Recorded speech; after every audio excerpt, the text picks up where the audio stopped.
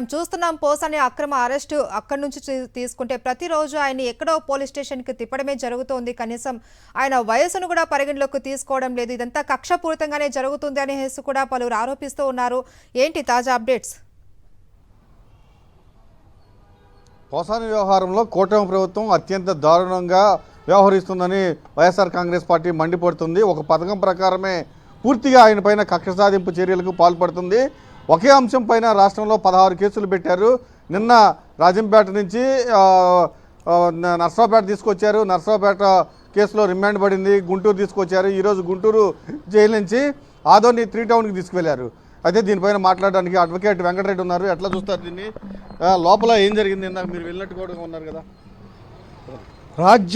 రాష్ట్రంలో ఏదైతే ముద్దాయి ఉన్నాడో ఏ మనిషికైనా సరే కోర్టుకు సంబంధించి న్యాయ సహాయం పొందేటువంటి హక్కు ప్రతి ముద్దాయికి ఉన్నటువంటి పరిస్థితుల్లో ఈ రోజున నేను వకాలత్ తీసుకోవడానికి వస్తే సుమారుగా మరి ఇక్కడ జైలు అధికారులకి అవగాహన ఉందో లేదో కానీ 3 గంటలు కూర్చోబెట్టి అది క్రైమ్ నెంబర్ వేసిస్తే, అంటే ఈ రాష్ట్రంలో ఫైల్ అయినటువంటి అన్ని కేసులకు సంబంధించి నేను వకాలత్ అడిగితే ఏదైతే మీరు క్రైమ్లో మా జైల్లో ఉన్నాడో ఆ జైలుకు సంబంధించి ఆ క్రైమ్కు సంబంధించి మాత్రమే ఇస్తానన్నటువంటి పరిస్థితి, వకాలత్తు ఇప్పించినటువంటి పరిస్థితి.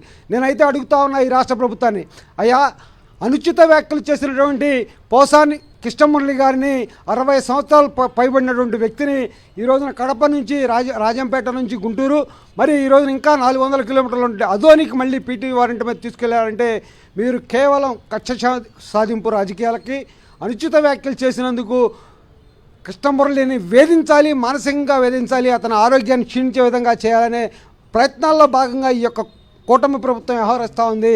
నేనైతే ఒకటి చెప్పదలుచుకున్నా, కృష్ణమురళి కంటే ఘోరంగా మాట్లాడినటువంటి అయ్యన్న పాత్రుడు అయితేనేమి, పవన్ కళ్యాణ్ అయితేనేమి, అలాగే లోకేష్ అయితేనేమి, అలాగే బండారు సత్యనారాయణమూర్తి అయితేనేమి, వీళ్ళందరినీ కూడా ఎప్పుడు అరెస్ట్ చేసి జైల్లో పెడతారో చెప్పాల్సినటువంటి బాధ్యత చంద్రబాబు మీద.